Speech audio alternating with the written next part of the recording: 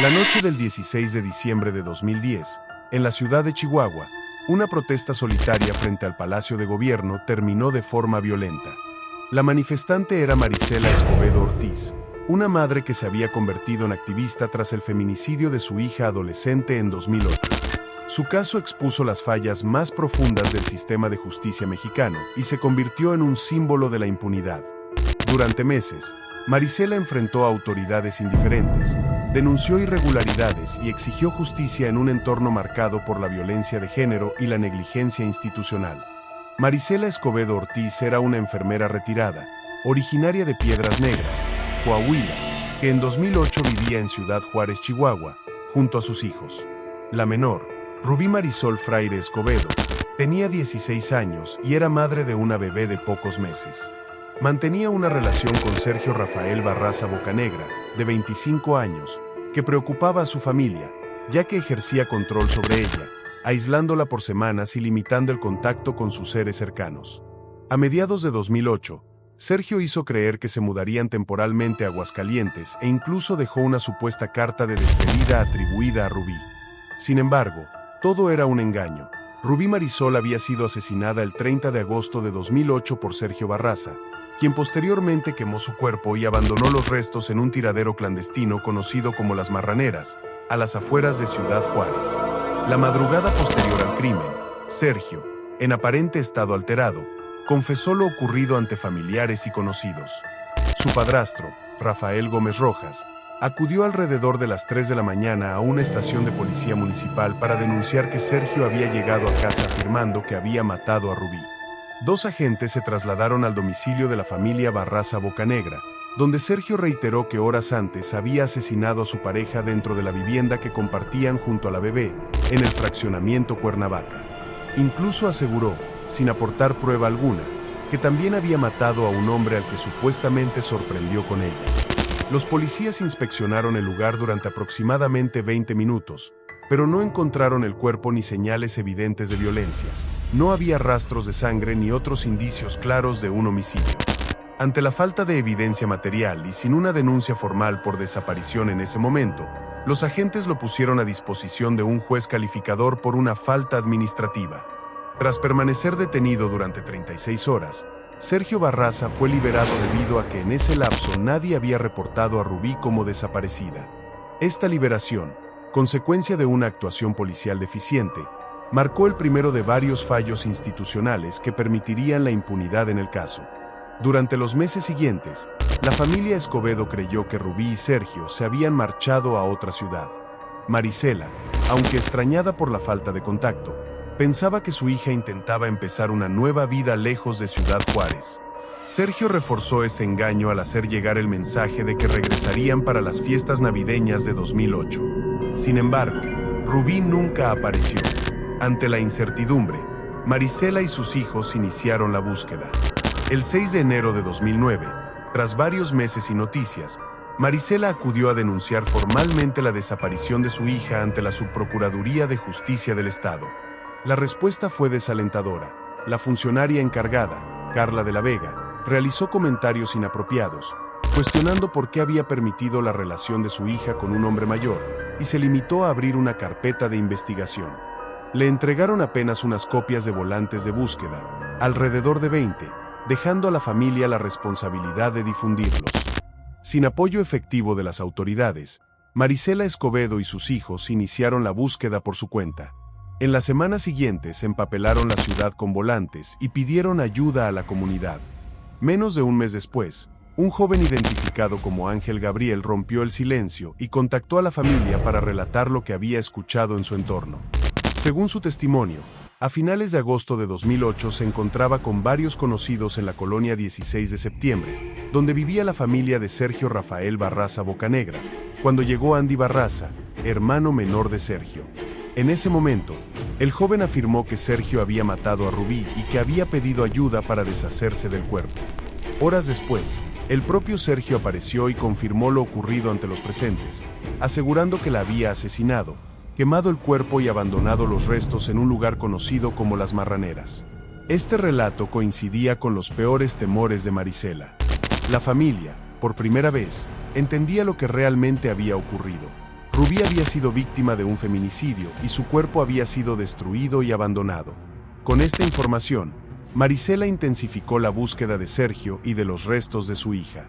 Organizó brigadas ciudadanas en el tiradero conocido como Las Marraneras, encabezando personalmente los recorridos pese a las condiciones extremas del lugar. El 8 de febrero de 2009, poco más de un mes después de la denuncia formal, realizó el primer rastreo con la participación de alrededor de 100 voluntarios, entre familiares, vecinos y personas vinculadas a otros casos de desaparición. La zona era extensa y de difícil acceso, cubierta de basura, restos orgánicos y tierra removida, lo que complicaba la localización de restos humanos. Durante la búsqueda, Marisela sufrió una caída en un terreno irregular que le provocó una lesión grave en la rodilla. A pesar de ello, y de no obtener resultados en ese primer intento, continuó organizando nuevos rastreos en las semanas siguientes, incluso en proceso de recuperación, manteniendo firme su objetivo de encontrar a su hija. Paralelamente, la propia Marisela logró ubicar el paradero de Sergio. Siguiendo pistas entre conocidos y familiares, determinó que se encontraba en el estado de Zacatecas, específicamente en la ciudad de Fresnillo, donde presuntamente se refugiaba con allegados. A pesar de que las autoridades de Chihuahua fueron alertadas, no actuaron de inmediato y retrasaron el operativo bajo el argumento de que era periodo de Semana Santa. Ante esta inacción, Marisela presionó públicamente a las autoridades, lo que finalmente llevó a que se tomaran medidas. A finales de marzo de 2009, un juez le otorgó la custodia provisional de su nieta, hija de Rubí, quien hasta entonces permanecía con la familia de Sergio. Finalmente, el 16 de junio de 2009, casi un año después del crimen, elementos de la Policía Ministerial de Chihuahua lograron detener a Sergio Barraza en Fresnillo, Zacatecas. La aprehensión se realizó formalmente por el delito de sustracción de menores, ya que Sergio había presentado un acta de nacimiento que lo reconocía como padre de la niña, lo que impedía acusarlo de secuestro. Sin embargo, al momento de su detención, asumió que se le investigaba por el asesinato de Rubí y confesó de manera espontánea ante un agente su responsabilidad en ese crimen. Se trataba de su segunda confesión informal, ya que la primera había ocurrido la noche del homicidio ante policías municipales. En ambos casos, las declaraciones no fueron integradas legalmente, al no haberse realizado ante el Ministerio Público ni en presencia de un abogado defensor. Tras su captura, Sergio fue trasladado a Chihuahua y condujo a los investigadores hasta el lugar donde había abandonado los restos de Rubí. El 18 de junio de 2009, peritos forenses realizaron excavaciones en el basurero conocido como Las Marraneras, donde localizaron 38 fragmentos óseos humanos. Los análisis de ADN confirmaron que correspondían a Rubí Marisol Fraire Escobedo. Solo fue posible recuperar una parte del cuerpo, ya que el resto había sido destruido por el fuego y por las condiciones del entorno. Con los restos de Rubí recuperados y la confesión de Sergio, la Fiscalía de Chihuahua integró una causa penal en su contra, por homicidio agravado de una menor de edad. En ese momento, el delito de feminicidio aún no estaba tipificado en el Código Penal del Estado, por lo que el caso fue procesado formalmente como homicidio. Sergio Barraza permaneció en prisión preventiva durante aproximadamente 10 meses mientras se preparaba el juicio oral, uno de los primeros bajo el nuevo sistema penal acusatorio en Chihuahua. Durante ese periodo, Marisela Escobedo se mantuvo atenta al proceso, consciente de los riesgos que enfrentaba el caso. Ante la desconfianza en las autoridades y la posibilidad de irregularidades, ella y su familia realizaron manifestaciones para exigir justicia y la aplicación de la pena máxima. El juicio se llevó a cabo del 26 al 29 de abril de 2010 en Ciudad Juárez, ante un tribunal integrado por 3 jueces, bajo las nuevas reglas de oralidad y publicidad del sistema penal acusatorio. Durante 4 días de audiencias declararon diversos testigos, entre ellos policías, peritos forenses, familiares y un testigo protegido menor de edad, el mismo joven que había relatado lo ocurrido en torno a Las Marraneras. El proceso fue seguido con atención, ya que representaba una prueba importante para el nuevo modelo de justicia.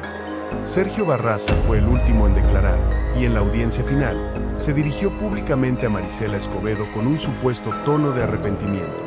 Reconoció el daño causado y afirmó que no podía repararlo, señalando además que en ese momento decía haber encontrado un cambio personal. Sin embargo, para Marisela, esas palabras carecían de valor frente a la gravedad de los hechos. Tras los alegatos finales, Los 3 jueces se retiraron a deliberar. Apenas 45 minutos después regresaron con un veredicto que nadie esperaba. Por unanimidad absolvieron a Barraza de la acusación de homicidio agravado, al considerar que las pruebas presentadas no eran suficientes para acreditar su responsabilidad penal. La decisión generó desconcierto inmediato. A pesar de que el acusado había confesado el crimen en más de una ocasión y había conducido a las autoridades hasta el lugar donde fueron localizados los restos de Rubí, el tribunal determinó que dichas confesiones carecían de validez legal al no haberse realizado conforme a los requisitos procesales, y que el resto de los elementos no bastaban para dictar una condena. En la sala, Marisela Escobedo reaccionó con un grito al escuchar el fallo. Después de meses de búsqueda, de rastreos en condiciones extremas y de reunir evidencia pericial, veía cómo el responsable quedaba en libertad. La resolución provocó indignación inmediata, al evidenciar una profunda falla en la integración del caso y en la valoración de las pruebas dentro del nuevo sistema de justicia. La decisión del tribunal se explicó por el rigor del nuevo sistema penal y por las fallas en la investigación inicial. Bajo estas reglas, la confesión del acusado no tenía valor si no se realizaba ante el Ministerio Público y con la presencia de un abogado defensor, por lo que las declaraciones de Barraza quedaron legalmente invalidadas. Además, gran parte de la evidencia presentada era de carácter circunstancial. La defensa, encabezada por el abogado público Joel Enrique Meneses, aprovechó estas debilidades y cuestionó la actuación de las autoridades, señalando irregularidades en la detención y en la obtención de los testimonios. También destacó la falta de indicios materiales en el lugar donde, según la versión inicial, ocurrió el crimen. Con estos argumentos, los jueces concluyeron que no existían pruebas suficientes para demostrar la culpabilidad más allá de toda duda razonable y dictaron la absolución. A pesar de ello, Marisela Escobedo no se detuvo. Al salir del tribunal, dejó claro que continuaría luchando hasta obtener justicia. La presión social y mediática llevó a que el Ministerio Público apelara el fallo. En mayo de 2010, un tribunal de segunda instancia revisó el caso, revocó la absolución y ordenó la reposición del juicio al considerar que la valoración de las pruebas había sido incorrecta. Sin embargo, para ese momento Barraza ya se encontraba prófugo. Tras quedar en libertad en abril, aprovechó para huir y evitar su reaprehensión. A pesar de que se emitieron órdenes para localizarlo, las autoridades no lograron capturarlo. El sistema había fallado en 2 momentos clave, primero al permitir su liberación y después al no garantizar su recaptura. Para Marisela, esto marcó un punto decisivo.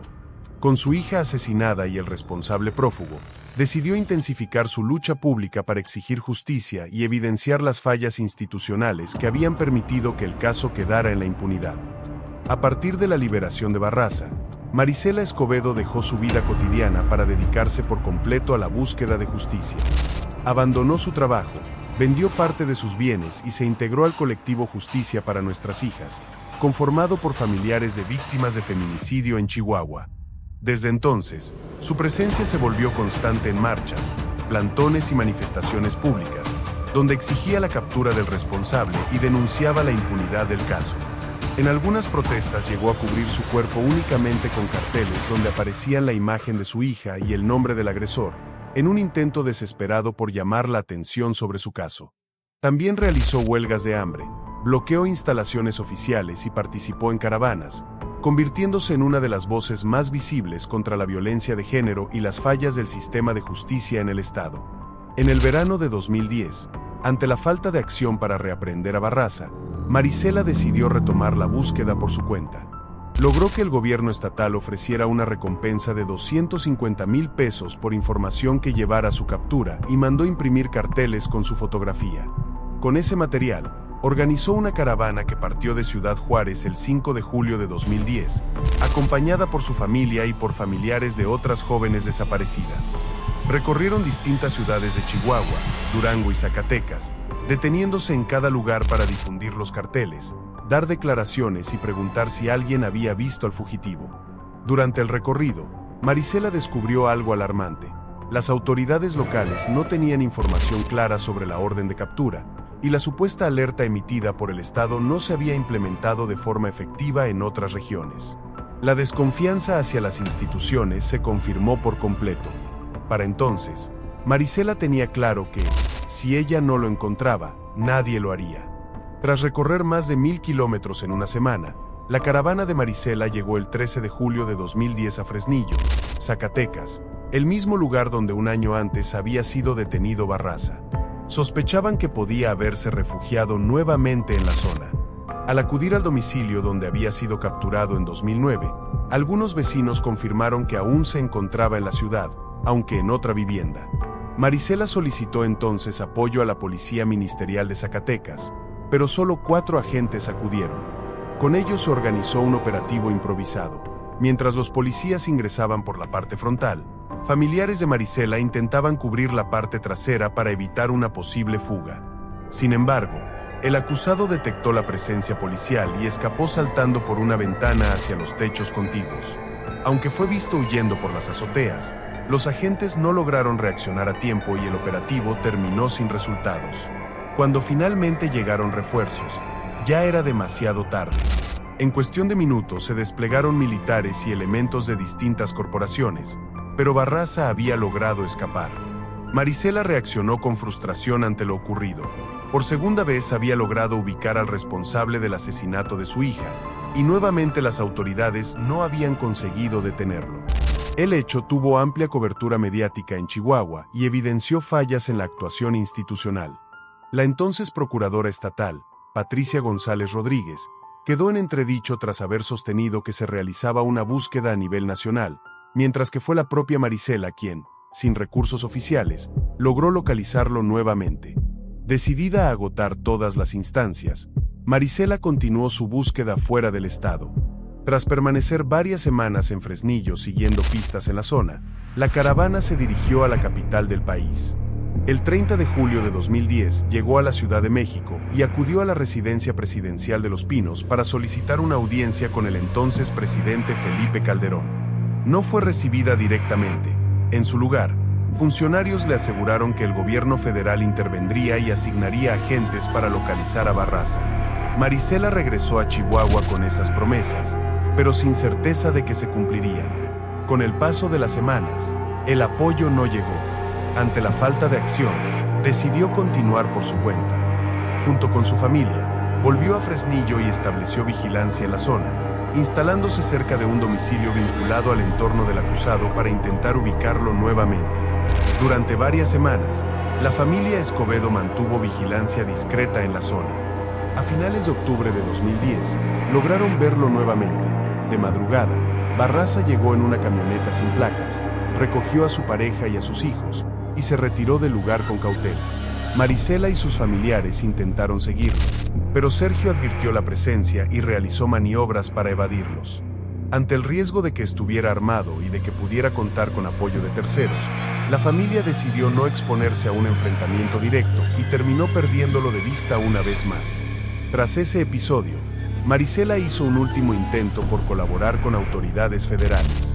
Informó a la Agencia Federal de Investigación que Barraza había sido visto nuevamente en Fresnillo e insistió en que se desplegaran agentes en la zona. Días después, 2 elementos federales se reunieron con ella y revisaron información que había recopilado por su cuenta, incluidos registros de llamadas que sugerían movimientos frecuentes hacia un poblado cercano, en el estado de Zacatecas. A partir de esos datos, realizaron un recorrido de reconocimiento en la zona y recibieron advertencias sobre el riesgo que implicaba operar en ese territorio, señalado por la presencia de grupos delictivos. Aún así, lograron ubicar un domicilio vinculado al entorno del acusado. Durante la vigilancia, identificaron a una mujer relacionada con él, lo que confirmaba que continuaba moviéndose en la región. Al ser cuestionada, la joven proporcionó información clave sobre Barraza y su entorno. Señaló que operaba en la zona y lo vinculó con actividades del crimen organizado, mencionando que trabajaba para el grupo de los Zetas. También ofreció datos sobre posibles ubicaciones y personas relacionadas. Durante las indagaciones, la familia y los agentes recibieron advertencias sobre el control que grupos delictivos ejercían en la región y sobre la forma en que las autoridades locales operaban bajo fuertes limitaciones. Ante ese escenario, los agentes federales reconocieron que no podían intervenir sin refuerzos, ya que hacerlo implicaba un riesgo alto. Indicaron a Marisela y a su familia que se retiraran por seguridad y aseguraron que solicitarían un operativo mayor. Sin embargo, tras abandonar el lugar, los agentes dejaron de tener contacto y no regresaron. La familia Escobedo se encontró nuevamente sola, con información sensible y frente a un riesgo cada vez mayor. A partir de ese momento, Marisela perdió la confianza que le quedaba en las autoridades y dejó de compartir sus hallazgos con instancias locales, ante la sospecha de posibles filtraciones. Con el paso de los meses, el caso se volvió aún más complejo. El acusado ya no era solo un prófugo, sino que se movía dentro de un entorno vinculado al crimen organizado, lo que dificultaba su localización y aumentaba el peligro para quienes lo buscaban. Mientras tanto, las promesas de apoyo seguían sin cumplirse. La situación se agravaba día con día, y Marisela continuaba sin obtener respuestas ni justicia. Desilusionada, pero firme en su propósito, Marisela Escobedo decidió emprender su última batalla en la ciudad de Chihuahua. En diciembre de 2010, al ver que ni el gobierno federal ni las autoridades de Chihuahua y Zacatecas actuaban con eficacia, instaló un plantón indefinido en la Plaza Hidalgo, frente al Palacio de Gobierno. Su decisión era clara: no se movería de ese lugar, día y noche, hasta que se detuviera a Barraza, incluso si eso significaba pasar la Navidad y el Año Nuevo en la intemperie. Desde el 8 de diciembre desplegó pancartas y mantas denunciando la impunidad, exhibiendo el rostro del responsable y exigiendo acciones concretas. Marisela sabía que su vida estaba en riesgo. Había comenzado a recibir amenazas de muerte, particularmente de personas vinculadas al entorno de Barraza, en respuesta a las investigaciones que ella misma había realizado. Aún así, decidió hacerlo público.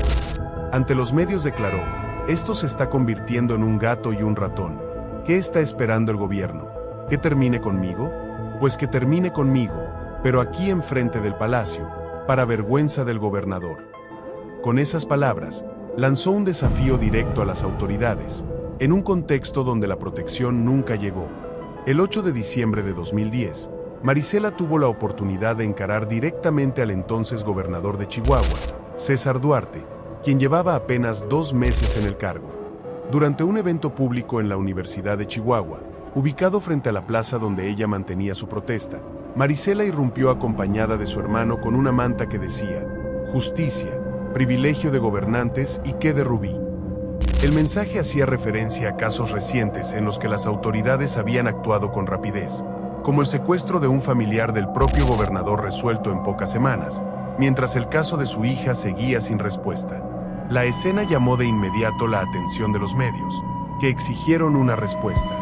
Visiblemente incómodo, el gobernador ordenó a su equipo que la canalizaran para ser atendida por el entonces fiscal general del estado, Carlos Manuel Salas. En la sede de la fiscalía, ese mismo día, Marisela rindió una declaración formal ante el Ministerio Público, acompañada por sus abogados del Centro de Derechos Humanos de las Mujeres. Durante varias horas expuso toda la investigación que había realizado por su cuenta. Habló del entorno criminal en el que se movía Barraza, de su paso por Río Grande y de las amenazas y obstáculos que había enfrentado, proporcionando nombres, domicilios y datos concretos. Esa información, que hasta entonces solo conocían ella, su familia y algunos agentes federales, quedó asentada en un acta ministerial. Tiempo después, su defensa señalaría que revelar esos datos implicaba un riesgo serio, ante la posibilidad de filtraciones dentro de las propias instituciones. A pesar de ello, Marisela decidió confiar una vez más en que las autoridades actuarían. Trágicamente, las advertencias de Marisela se cumplieron. La noche del 16 de diciembre de 2010, apenas 8 días después de aquella confrontación con el gobernador, Marisela Escobedo continuaba su protesta en la explanada frente al Palacio de Gobierno de Chihuahua. Faltaban pocos minutos para las 8 de la noche cuando un automóvil compacto se detuvo cerca. De él bajó un hombre encapuchado que se dirigió directamente hacia Marisela. La activista, al verlo, corrió buscando refugio hacia la entrada del edificio gubernamental, pero el agresor la alcanzó en cuestión de segundos. A quemarropa, le disparó en la cabeza y huyó del lugar a toda prisa. El cuerpo de Marisela cayó tendido sobre la acera, frente a las puertas del recinto del Poder Estatal, tal como ella misma había predicho días antes, para vergüenza de las autoridades que no la protegieron. Su hermano Héctor Ricardo, quien la acompañaba en ese momento, fue el único que vio el rostro descubierto del asesino durante unos instantes. Incluso arrojó una silla de metal intentando impedir el crimen, pero no logró alcanzarlo. La escena quedó grabada por las cámaras de seguridad del palacio y luego se difundió públicamente, provocando conmoción nacional. En el video, de apenas 20 segundos, se observa la impotencia con que Marisela intenta escapar y cómo es abatida sin que ningún guardia interviniera a tiempo. Al día siguiente, el caso ocupó las portadas de la prensa nacional y generó condenas de organismos de derechos humanos. Marisela Escobedo murió 27 meses después que su hija, sin haber logrado que el responsable enfrentara la justicia, pero dejando al descubierto ante todo México las fallas de un sistema que no supo protegerla. La respuesta oficial al asesinato de Marisela Escobedo siguió un patrón que su familia ya conocía: irregularidades, demoras y versiones contradictorias. Desde el inicio, las autoridades parecieron enfocadas en mostrar avances rápidos más que en esclarecer los hechos.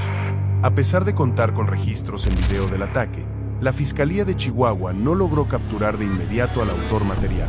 En los meses posteriores al asesinato, las autoridades presentaron distintas versiones sobre el autor material. En diciembre de 2011, el gobierno de Chihuahua señaló a un presunto sicario conocido como El Payaso, identificado como Héctor Miguel Flores Morán, como responsable del crimen. Según la Fiscalía, tras su muerte en un enfrentamiento, fue localizada el arma que habría sido utilizada en el asesinato de Marisela.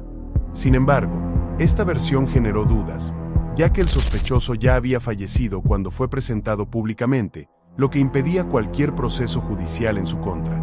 Por su parte, la familia Escobedo señaló desde un inicio a Andy Barraza, hermano de Sergio, como principal sospechoso, debido a amenazas previas y a su presencia en la ciudad en fechas cercanas al asesinato.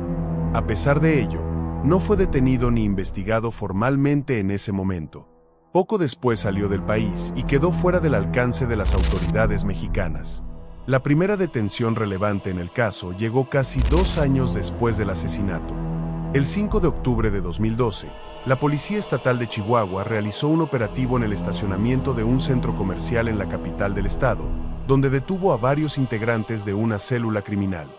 Entre ellos se encontraba José Enrique Jiménez Zavala, identificado como miembro de un grupo delictivo local. Aunque inicialmente se informó que la detención se había realizado por portación de armas, poco después las autoridades lo señalaron como el presunto autor material del asesinato de Marisela Escobedo.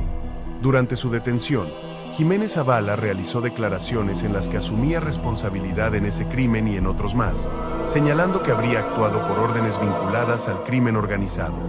Días después, el gobierno estatal lo presentó públicamente como responsable del asesinato, junto con otros detenidos y armamento asegurado. Para las autoridades, el caso parecía esclarecido. Sin embargo, la versión oficial fue recibida con dudas por la familia de Marisela y por diversos observadores. Juan Manuel Fraire, su hijo, declaró públicamente que consideraban a Jiménez Zavala un posible chivo expiatorio presentado para cerrar el caso. Con el tiempo, las dudas aumentaron. Aunque las autoridades lo imputaron por diversos delitos, no lograron obtener una sentencia específica por el asesinato de Marisela. Además, el propio detenido comenzó a retractarse. A través de su defensa, denunció que tanto él como su esposa habían sido torturados para que asumiera la responsabilidad del crimen. Señaló que durante su reclusión fue sometido a maltratos físicos y psicológicos, incluyendo aislamiento prolongado y condiciones que vulneraban sus derechos. En octubre de 2014, declaró ante un juez que su confesión había sido obtenida bajo tortura y solicitó la aplicación del Protocolo de Estambul para comprobarlo. De confirmarse, el caso podría venirse abajo y obligar a investigar a los funcionarios involucrados. Pero antes de que eso ocurriera, algo más sucedió. El 31 de diciembre de 2014, José Enrique Jiménez Zavala fue encontrado muerto en su celda de aislamiento. En un inicio, las autoridades informaron que se trataba de un infarto, pero la versión fue cuestionada de inmediato por su defensa y familiares. Días después, reconocieron que había sido estrangulado dentro del penal, presuntamente por otro interno cuya identidad no fue plenamente esclarecida. El hecho resultó aún más controvertido al tratarse de un centro de máxima seguridad y de un recluso que se encontraba en aislamiento. Con su muerte, nunca se pudo comprobar en un juicio si realmente era responsable del crimen. Con el paso del tiempo, las propias autoridades admitieron que no lograron vincular legalmente a los señalados con el asesinato de Marisela Escobedo. En los hechos, Nadie fue condenado por su muerte. El caso quedó en la impunidad, rodeado de dudas sobre la investigación y sobre la forma en que se intentó resolver. Mientras tanto, otras partes del caso seguían avanzando por caminos distintos. Barraza, responsable del asesinato de Rubí, nunca enfrentó la justicia. Tras huir en 2010, continuó involucrado en actividades del crimen organizado hasta que el 16 de noviembre de 2012 murió en un enfrentamiento con el ejército mexicano en el municipio de General Joaquín Amaro, Zacatecas. Su muerte no ocurrió como resultado de una investigación por el caso de Rubí, sino en un operativo ajeno, dentro del combate al narcotráfico. Días después, el entonces gobernador de Chihuahua, César Duarte, presentó el hecho como un avance para el caso. Sin embargo, para la familia y diversas organizaciones, aquello no representaba justicia. No hubo juicio, no hubo sentencia, y nunca se estableció oficialmente la responsabilidad del crimen. Por el contrario, se reforzó una realidad incómoda. Tanto el principal responsable como los presuntos implicados murieron sin que el caso fuera resuelto en los tribunales. Años después, organizaciones civiles seguirían señalando que la impunidad persistía. Por último, los 3 jueces que absolvieron a Barraza en abril de 2010 enfrentaron consecuencias administrativas, pero no un castigo de fondo. Tras la queja presentada por Marisela ante la Comisión Nacional de los Derechos Humanos y el escándalo público, fueron suspendidos e iniciaron procesos en su contra por irregularidades en su actuación. Sin embargo, antes de que esos procedimientos avanzaran, presentaron su renuncia, lo que les permitió evitar una sanción formal. Con el paso del tiempo, algunos de ellos incluso regresaron a ocupar cargos públicos, lo que para muchos evidenció la falta de rendición de cuentas dentro del sistema judicial. Por su parte, la familia Escobedo tuvo que abandonar Chihuahua por motivos de seguridad y se trasladó a Estados Unidos, donde solicitó asilo. A pesar de ello, continuaron su lucha por justicia en otras instancias. En junio de 2019, con el apoyo de organizaciones y abogados, presentaron una petición ante la Comisión Interamericana de Derechos Humanos para que el caso fuera analizado a nivel internacional y se determinara la responsabilidad del Estado mexicano por las fallas y omisiones en la investigación. La solicitud también incluye el desplazamiento forzado de la familia y busca el reconocimiento de un patrón de impunidad. Con el paso de los años, la historia de Marisela Escobedo ha trascendido fronteras y se ha convertido en un referente sobre la crisis de violencia contra las mujeres y la falta de protección para quienes exigen justicia en México.